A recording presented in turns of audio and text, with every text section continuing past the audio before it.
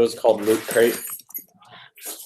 So I was doing for, excuse me, I was doing those for a little bit, and one of the other things that they've done added a whole new line of extra stuff now since I stopped. But when I was doing it, they also have this thing called Level Up, and for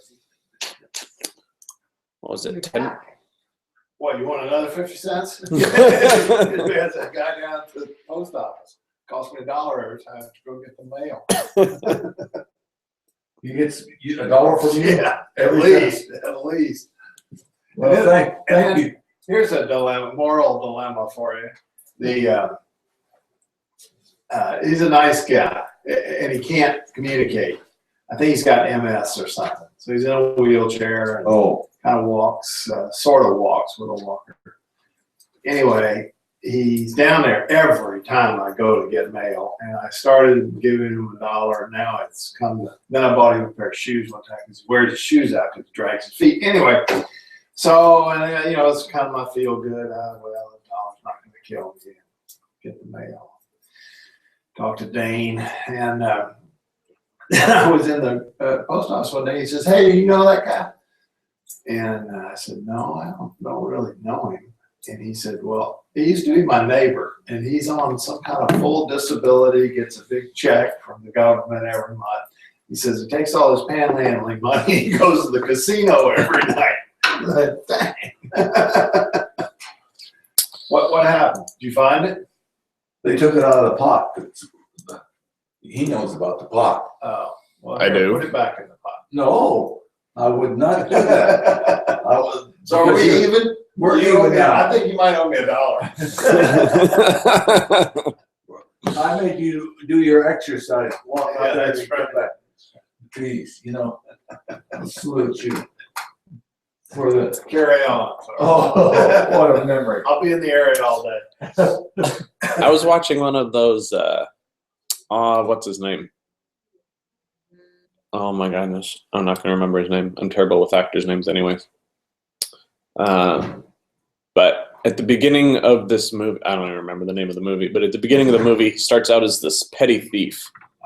And the scene is him buying something from a vendor in some European town. Yeah.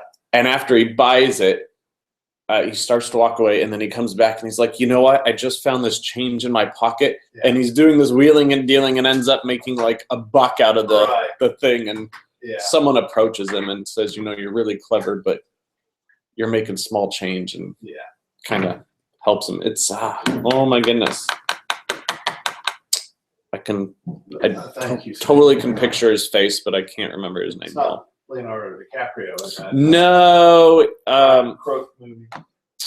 No, not Catch Me If You Can. No. I want to say Leslie. Maybe.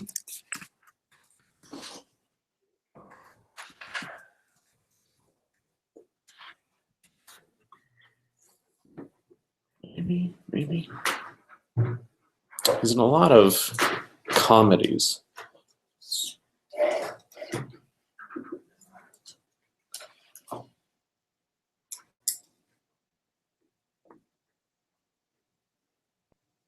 Picture, please. No, not him. No, that's like, that's the guy from the airplane movies. Right. Yeah. No. Maybe it's not Leslie. Anyway, it may come to me, but probably not.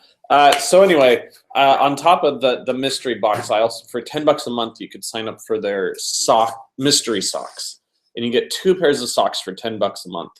And so I was getting those for a while. And these Einstein socks came from them, along with these R2D2 C3PO ones. I got those also. Did not get those or those or those. Wow.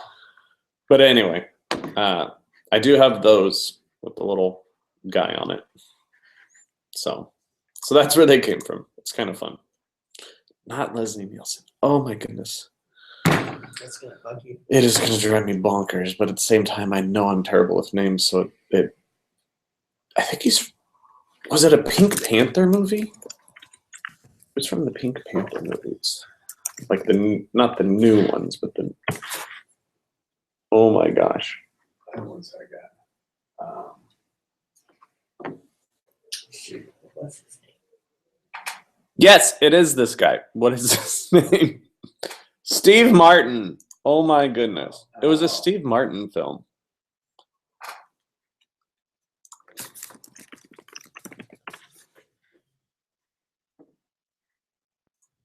Come on. Anyway, it was some Steve Martin film. And at the beginning of it, he's a petty thief and he's making like a buck. Yep, Steve Martin. All right. Not at all close to Leslie. All right. How's it going? Pretty good. I was just telling Andy and Dennis that I got my birthday free Starbucks cup today. So Today your birthday? Tomorrow. so they if you have the app and you're signed up for the rewards program, Yeah. they send you an email and then you just click on that and it activates it on you in the app. I get one later this week. Yep, I know. It's fun. It's nice. So I went down there. Any size, any drink you want. You just go in, you tell them what you want. They scan the code on your phone and free drink. So anyway, that's what I did today. Well, thanks for making us coffee. It's good coffee. Yeah. It is. No, I put some in. I already finished my coffee, so it's been a slow morning. I don't know why. In terms of waking up. Just tell you, I thought the kids did really well. Good. Saturday night. They did. I think that's the best I've seen the kids do. Someone else mentioned As that. far as being up there, being present, Mm-hmm. being, confident and singing.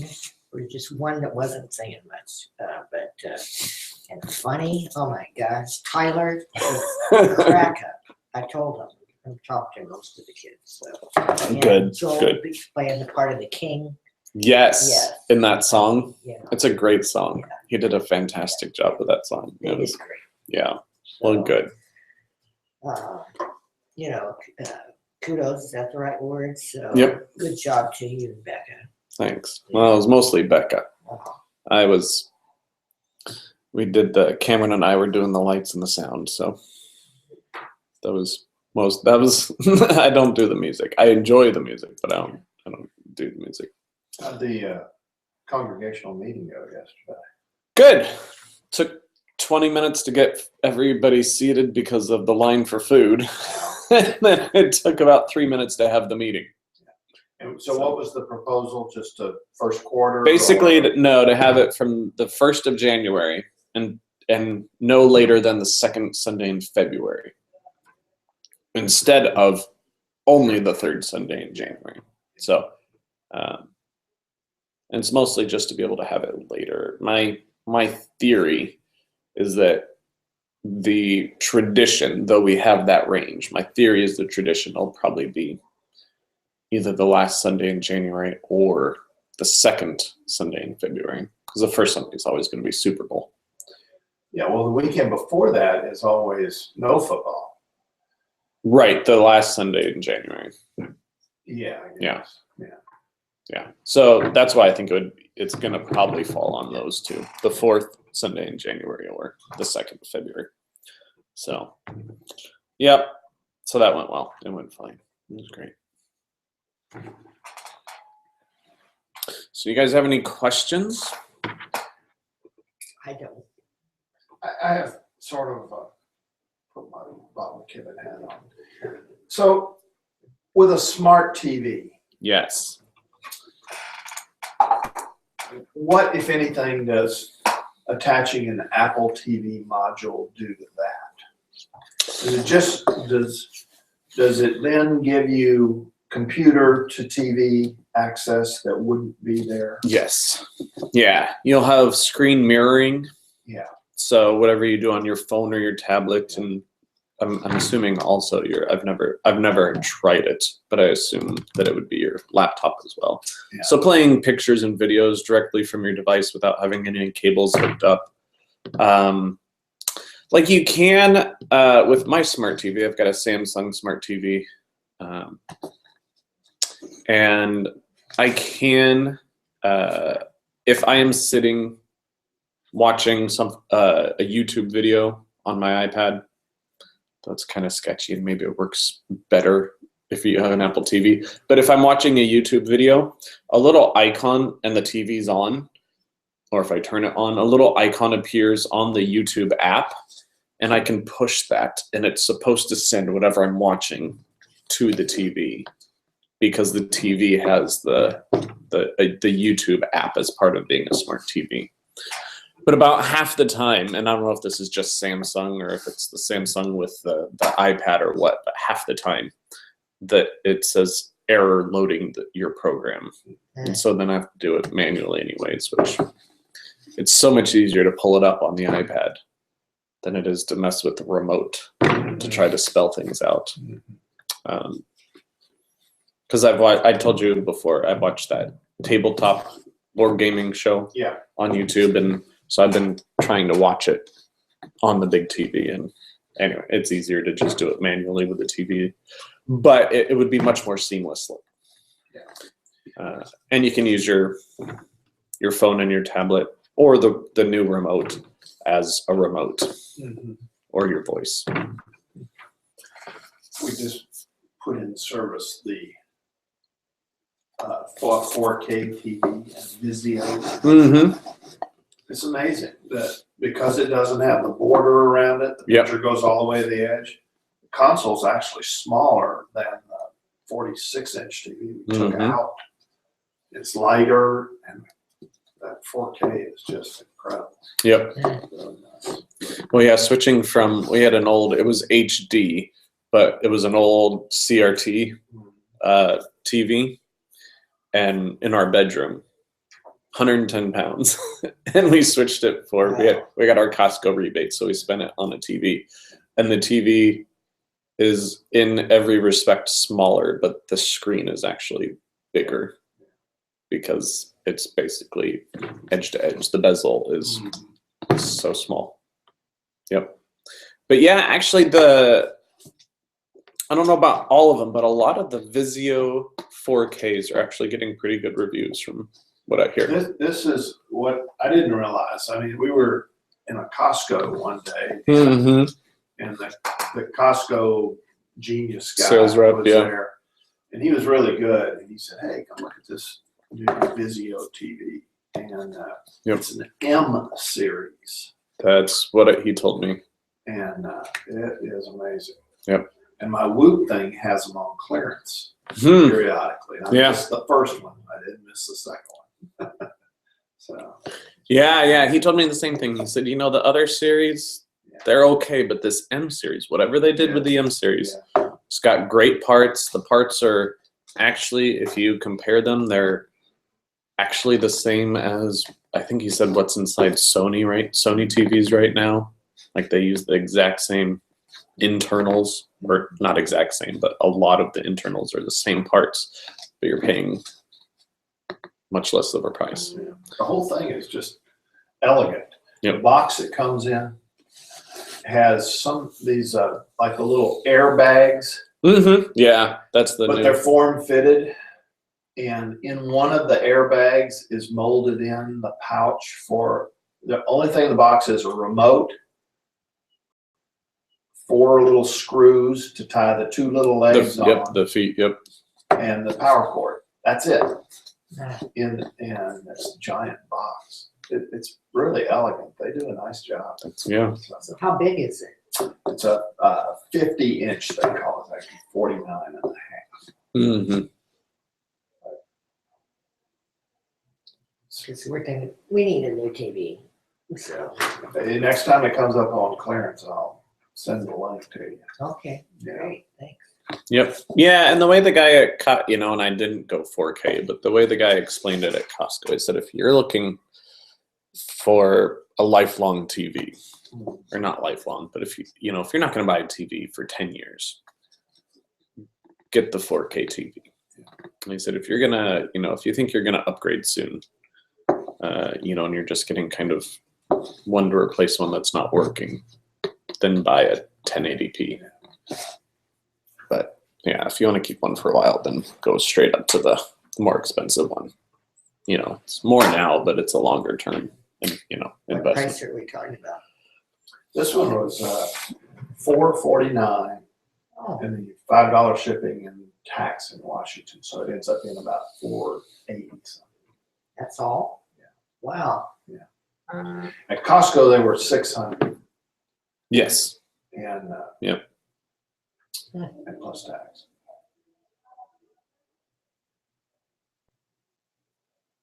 So 4K video sources, Sandy's phone, and what else? Well, since it's a smart TV, or if you do get, which I know seems a little redundant, but if you get like an Amazon Fire, either the stick or the box or the Apple TV, some of the individual apps, of course, then it becomes a pay by app subscription, monthly subscription. But like HBO Now, most of their new shows are 4K. So like, I'm almost 100% sure Game of Thrones season 6, which is the current one that just started a couple weeks ago, 4K. What does But you really, right now, you really have to look for it. Yeah. So the network broadcasts, the news or the Today Show, that's in 1080p. Most likely 720p. Really? Yeah. There's not a lot that. Yeah, but I did notice the other day. It's probably been a couple. I'm terrible with timelines. It's probably been a couple months, but when after we got our new TV, and it was a couple months after that, I just, it's just the picture. Just it's good. It's a nice clean picture, but there's just something off about it. And so I went back into the cable box settings, and it actually now does 1080p. And I don't know if it does it across the board or just certain channels, but before Comcast used to only be 720p, and now it does 1080p for, like I said, I don't know what channels, but some channels must do it now, and they allow it because it's a crisper picture, which means more pixels, which means they're sending more data to you, which means it's more expensive on everybody's end, the creator, the publisher, and the distributor. So the other thing that I think I learned is once upon a time I bought a bunch of HDMI cables on the internet, and I had 2 or 3 of them still in their original packaging. And so when I was putting this new TV in, I went to grab one of those, and I looked at it and said, high speed 720p. And I said, well, if I'm hooking it up to a 4K TV, that's a little tiny pipe. Yep. And so, but it doesn't. And so I found some high speed HDMI cables. I don't know what that means. Whether that's actually going to carry the 4K signal through that pipe or not. But so they have ratings apparently. But nowhere on the cable does it tell you what the rating is. Right. So I don't know how you could find out. Yeah, and I mean that's a similar debate as companies will say that well, we run fiber optics now, but if the company's really honest, which I forget who was telling me about this about a year ago, that they said, well, we're getting fiber optics, but the guy told us that the fiber optic goes to the street. Right. And then they run like a coax cable, which isn't a fiber optic cable, so it's not going to send fiber optic speeds all the way through. It'll still be faster. Yeah. But, so. True. So it's similar. I mean, you could, yes, from there to there with your HDMI cable, you're getting 4K, but who knows before that what's coming in. Yeah. But if you do it from, your MacBook or something, because I think your MacBook's about 2K. Yeah. Or even with the HD cable like this. if you do one of the 4K cables, then I'm pretty sure these are around a 2K monitor. So you could, That's right. so you could do, if you find 2K, or even if you find 4K video, it'll downgrade to 2K, but that's still better than 1080. So let's see. These don't have HDMI ports, do? Yeah, they do. yeah, they do. The new ones do. And even if you didn't, we just bought one for Liz. Those little lightning ports on the side, you can buy a lightning to HDMI. Oh, you can. Yeah, because hers didn't, and hers was before HDMI was popularized. So you just buy that adapter from a lightning port, or I didn't bring my bag in here, but which I've used before with my phone and my iPad. You can buy the little lightning to HDMI adapter and plug your phone or your iPad. So that's how TV. Sandy would get 4K from her phone to a 4K TV. Yes. Yep. Okay. Presumably. I don't know. What's the deal with these new Apple stores? Speaking of buying things, Apple. Have you looked into that? They just opened one in San Francisco. Yeah, I know. There's a huge. I don't think there's anything new. I don't think there's anything different. I mean, they continue. We talked about the new Apple HQ and how green it is, but they're just new stores. They're big stores, and then it's Apple. People will try to. That's actually. When you walk into a whatchamacallit, a cell phone store right now, Verizon or AT&T, that big open concept with the little table, that's based off the Apple design from their stores. And I don't know if those stores do it, but Apple stores are not based on commission. And so they are told to spend as much time. They don't always, because I've heard of employees that don't. I've never actually been to an Apple store, believe it or not, but I have heard it on occasion, rare occasion, that sometimes they don't follow that training, but the training is that they're supposed to spend as much time with you as they need, or as you need, I should say.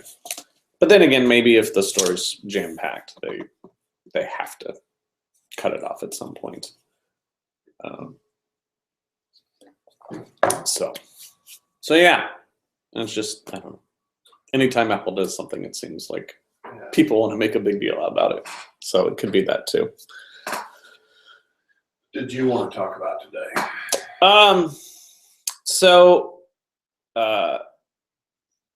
We've talked about ransomware a little bit in the past. Mm-hmm.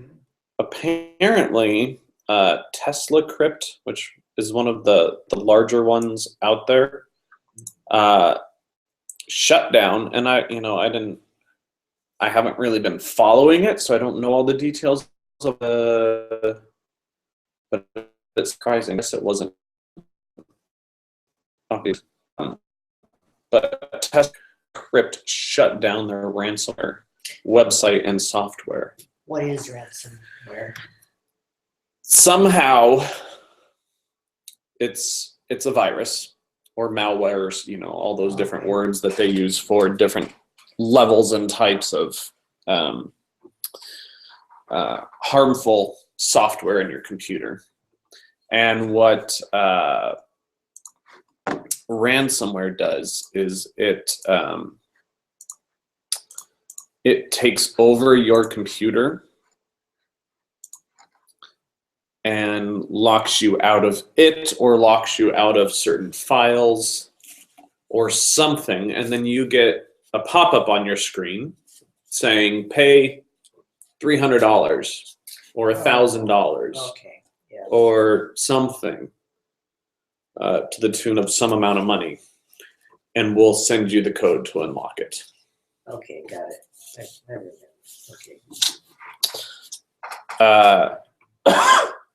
So for some reason, Tesla Crypt shut down their company, their whatever, and actually released the master key. So it doesn't matter who has what version of that software. This master key will unlock the ransomware, so you don't even have to pay a dime. And so someone created Tesla Decoder. So you just download and run this program, and it unlocks your computer for you Oh my gosh. Wow. automatically. So instead of having to figure out how to do it manually on your own, this program will do it automatically But for if you. your computer's locked up, how do you do that? Well, but it's not, they can't, my understanding is they can't completely lock you out of your computer, but they can lock you out of certain parts or from doing much. But it does, another article I read that said that you should probably have this already Free down. downloaded, if not already installed and ready to go. So Tesla Decoder is the name, and this article is from Bleeping Computer. It's a long code, but if you just put Tesla Doctor Bleeping Computer in a search, you'll probably find it.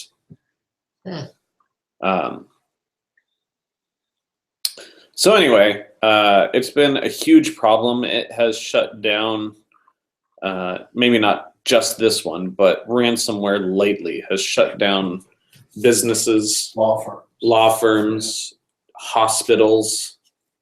And it's, I guess, hundreds of thousands of dollars have been paid to have these systems unlocked. Hundreds of thousands in total is my understanding, but still, to have that much money going to someone who's Can't they follow the money trail? I mean, where you send the money? Or how would they collect? yeah, I don't know. The one I saw just yesterday, it said that you had to send it by Bitcoin. Bitcoin, which is untraceable. Yeah. Oh, okay. Mostly to Eastern Europe, Russia. Mm-hmm. And in this case, it was a law firm, and they locked up all the files, the document Case files, yeah. But the article said that if it's a private computer, often they will get photos or something that they figure has high value to the owner. That field is unreplaceable. Yeah. And the bottom line on this article was that this augurs for frequent backups, so that you can wipe your computer and start over. Free ransomware. That's what it takes. Yep. Yeah, and I'm not 100% sure, but if I understand this right, if people are accessing everything from a server, then they can just lock up the server and basically shut down the rest of the company, because everyone's accessing it from that one or set of computers in a completely remote location. And so nothing is actually on their computer to begin with. So they lock out the server, and the entire company is out of business until they get it back and pay the ransom. Yep. Yep. I know. He's ready for more coffee. So. Brad, you ready? Sure. Thank you. And it tells you, like, it works with XXX, TTT, micro, MP3, and someone in the comments said, does it also work with VVV or VVVVV? I don't know, something. One with V's. And it said that the previous version already worked with that, so this one will work as well. Anyway.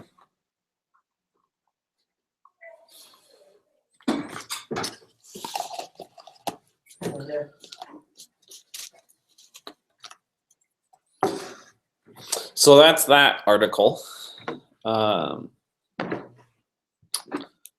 In other weird random news, last couple days my Wi-Fi has not shut down on my phone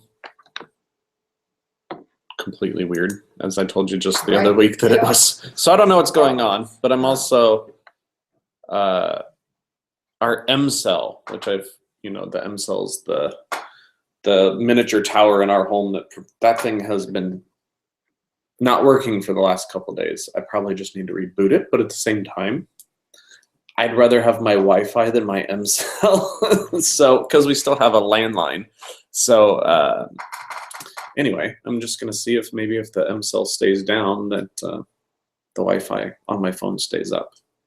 If it does, then we'll just live without the M cell. Okay. So, but because of all of that not fun stuff,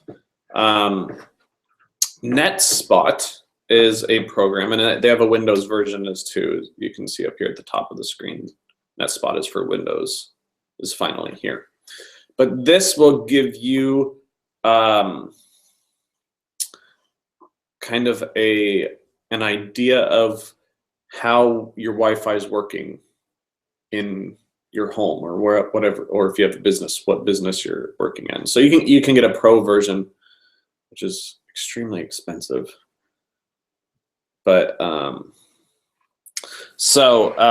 one zone per project, one snapshot, 50 data points to create a heat map. So it'll basically give you a visual representation of how good a signal or weak a signal it is, based on your location. And basically, it'll help you see what kind of dead spots you may have in your house and where it may be. I played with it a little, but didn't have much time. But it should show you also where basically, I think by process of elimination, where the best place is to actually put your router, if you're able to, in your home so that you can get better Wi-Fi. So, yeah. Is your Mac and software to complete a Wi-Fi survey. After walking around, it provides a heat map showing signal and signal to noise ratio. Yeah, see, here's some pictures of it in action. So you put some access points and you tell it where the distance is, like what your actual distance, because it gives you like just a fake sketch. And you say, well, even though this isn't how my house looks, approximately from the dining room to the router is from here to about here on this picture. And then you tell them what that real physical distance is. And then they can start mapping things for you. Wow. So here's the program. We're not going to go pro right now. I know there's not. Oh, sorry. Discover. Come on. So you can do that in the church. Yes, we can do it in the church. So when we work on doing the full coverage Wi-Fi, we could probably use this program. We may want to buy the pro version, which wouldn't be a bad investment anyway. Pay the $150, and then we could get a visual representation of, is this really the best spot? Do I need to move it 10 feet this way or that way, or whatever. Do you think, speaking of those, do you think those repeater things work? Like the boosters? Yeah. You plug it into an electrical socket somewhere where the signal is strong, and supposedly it creates a repeated signal. Yeah, it takes what signal's left and then sends it out as it's basically, you're putting up another antenna. It's like a relay system or a repeater system. Yeah. I don't know. I've never tried it, but and someone was telling me.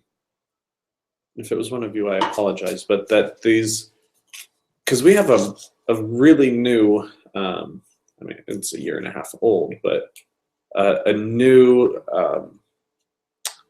router, Wi-Fi router. It's a regular router and a Wi-Fi router, and it does the phone and everything in our home. and someone was telling us that these ones that have these stronger speeds, and maybe it would be good to talk to Comcast to see if they can send us an even newer one.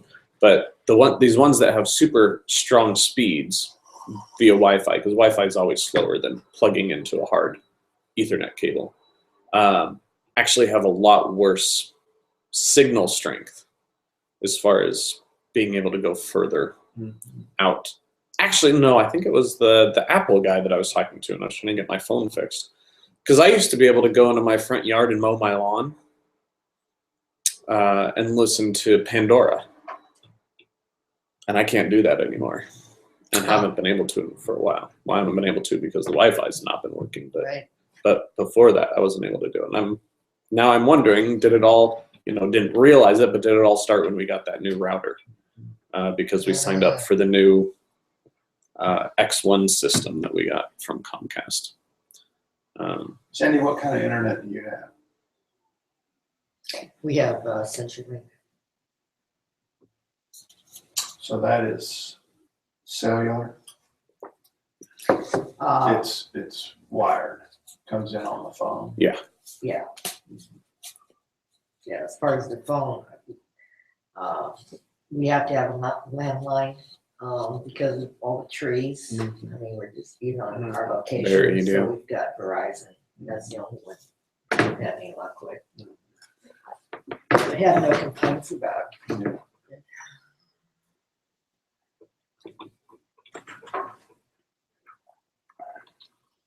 What do you have out where you're at? We have Hood Canal fiber optic now. To some point. It's actually glass out of the ground, but where at some point it Switches back transitions to to the coax that's in the house. But I don't know where that point is. I don't know. It might be all the way to the router. I might have to look at that. Because they ran. I know it was glass out of the ground, but then when it goes into their box, I'm not sure what comes out of their box, whether it's glass or wire. But it works great, whatever it is. Good. Okay.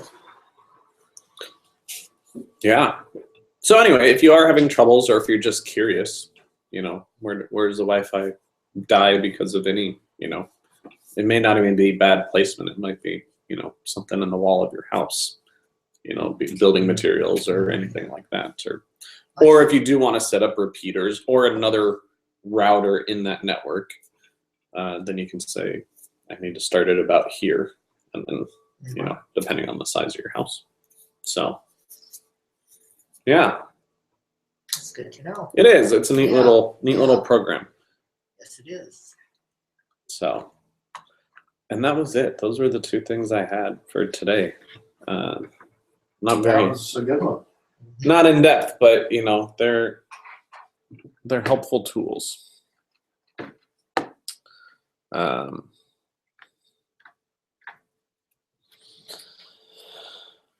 What if anything is new with the church's technology effort? Nothing official. We've got the ad out for the person, and nothing has bitten. No one has bitten, I should say. So we're just waiting. I told John that I'd rather find the right person than to rush through the process, because we don't have someone, so it's not like we're missing something. Yeah. Like when we didn't have someone working in the nursery on Sunday mornings, that was something that suddenly became a need because we lost that person and needed to fill it. This thing is brand new. So I said, let's just take our time.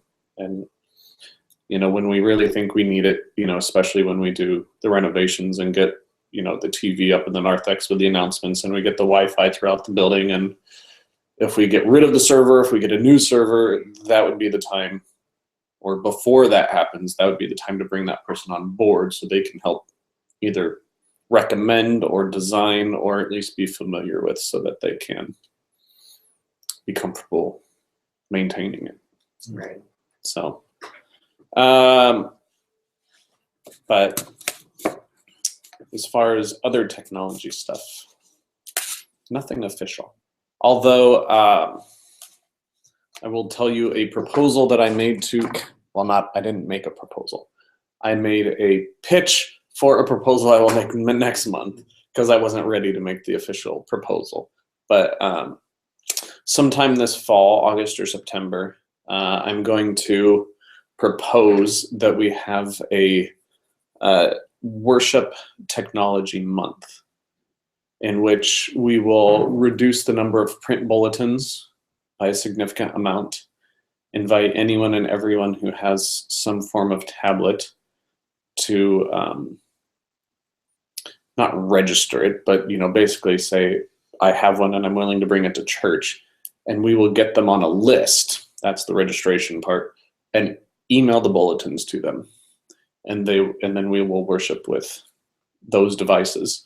And on top of that, I don't know if you've seen, but if you go to Amazon's website, they now have the $50 Kindle Fire.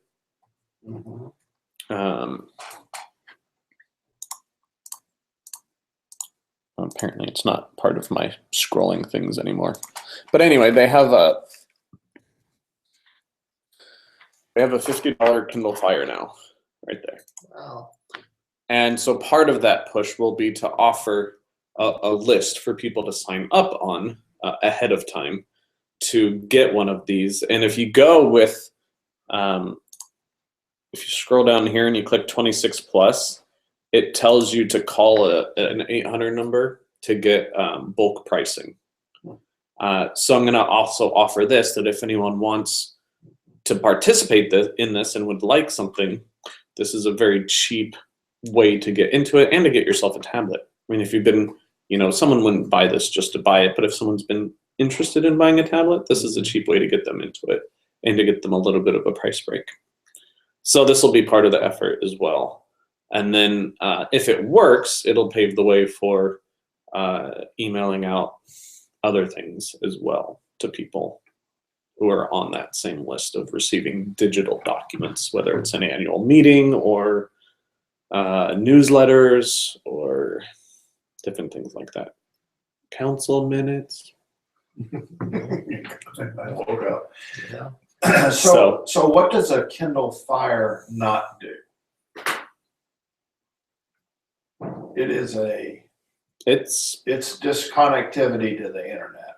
It's Can it do email? Yeah, no, this Kindle Fire tablet is a full-blown Android tablet, 7-inch. Oh. Small. I mean, it says it's powerful, and it is. It's got a good. It's got a 7-inch IPS display. So I mean, the resolution's not fantastic, 1024 by 600, but it's got a quad-core processor, rear and front-facing cameras if you want to do Skype. So it's a iPad, mini iPad. Yep. iPad mini. Basically, yes. Yeah. Maybe a little bit smaller. You can get an 8 or 16, and I would only offer the 8 gig model. But because it's a Kindle Fire / Android device, it's got a SD card slot, so I think it can go up to another 128 gigs of internal storage if you buy a 128 gig chip. That'd be cool. So for people who wanted to upgrade, because do a class on. Yep, and I would I would offer a class. If we had enough interest, I think I would actually buy one of these myself so that I could take it home and learn it so that I could properly teach it to everybody. But yes, I would definitely teach a class on this and how to specifically, receiving the email, downloading the worship bulletin, and then having it available and ready for worship. Boy, that would be so much easier if sent bulletins and newsletter minutes out. Mm-hmm. Of course, that's been talked about before. It has, but this is a more the newsletter, and there was a lot of Yeah, so this is just a fire. Because of those who aren't. Yes, savvy. who don't receive or don't have email or, yes, don't feel comfortable receiving email. But, And then we lose our... Is your feeling that, since I don't attend, well, Mark, you attend first service, how many are computer literate, I guess that's way, or how many are not? How many would still resist? I don't think it's resistance. I think it's Change. lack of skill. I would say that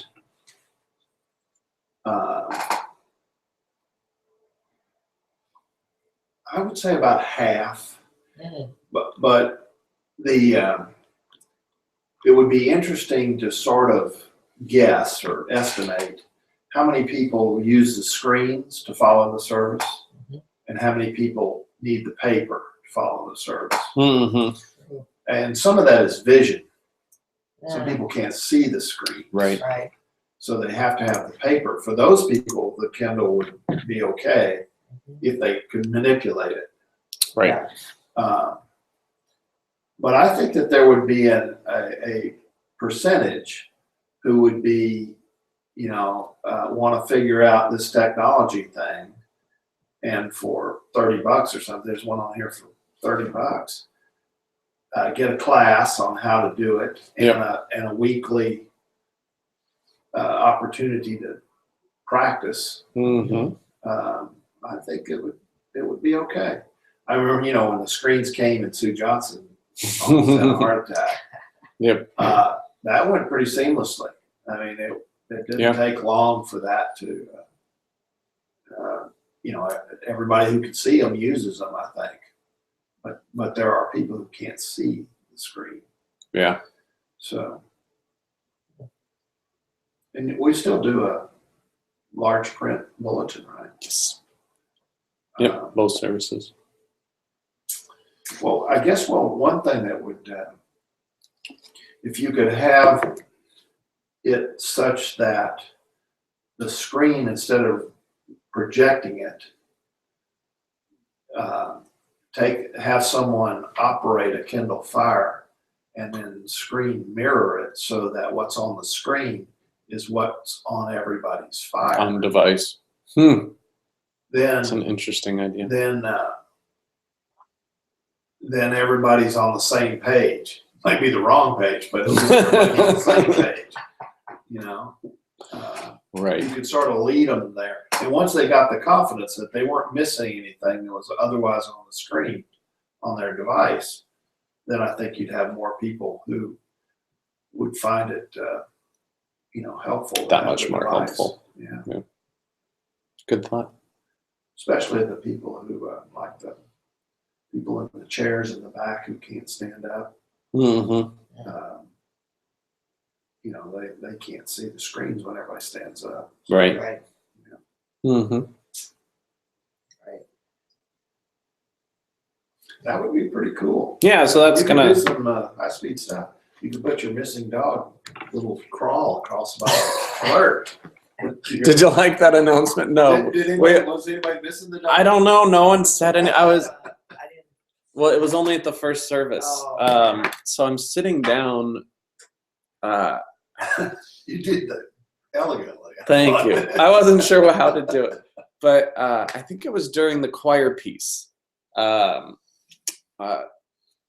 comes up to me and hands me the back of the registration cards, and on the note it says, and he explained it to me in greater detail that one of them, and I thank them because they do a fantastic job. One of them was looking outside and noticed that one of the cars in our parking lot door was wide open.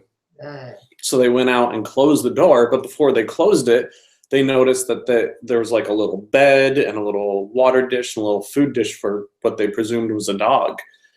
And he said, and the dog's not in there anymore. Oh, dear. And so right before, oh no, it wasn't. It was during It was right before it was the hymn after my sermon. Tom came up during that hymn and was talking to me. And so right before I led the Apostles' Creed, I said, and now we have a public service announcement. And so there's a Dodge. I think it was Dodge Caravan, and the door was open, and ushers believed that there was an animal inside because of a dish and some other things. So did somebody go brushing out? I didn't see anybody, but I said, please don't feel bad. If that's the case, please go find your dog. Yeah. That's right. At the second service, I told everyone to stay in their lines. Because it was, it's just me. And so having them alternate, and I said, so please just stay in your lines. And then after I said that, I realized I sound like a school teacher. And I heard a couple people chuckling in their seats. And oh, well, it works. So I don't know. But yes, and we've talked about, after we came back from that conference in California, Beck and I, the one that I talked about in my sermon on Sunday, one of the mini workshops during the event that Becca went to. There were so many that we kind of tag teamed and took different ones on purpose so that we could cover more ground. One of the ones that she went to suggested either texting or finding like a messaging program of some kind with the kids that are in confirmation and actively engage them during the sermon. Not me while I'm preaching, but either Becca or Pastor Steve or someone who's not, and actively engage them during the sermon and answer any questions that they have, like, why did he say, Holy Spirit, or what does pneuma mean, or some of these other words that we use that maybe are church language and not regular vocabulary, and allow them to have that opportunity to ask those questions right then and there instead of wondering and forgetting and then never asking and not knowing. So we're discussing and looking into that, and might bring it up, might do it this fall with the new AOB class. So. All right. Well, go home. Thanks. Yeah, no problem. Go home and what? Make a Wi-Fi map. Make a Wi-Fi map. I thought you said take a nap. Yeah. I thought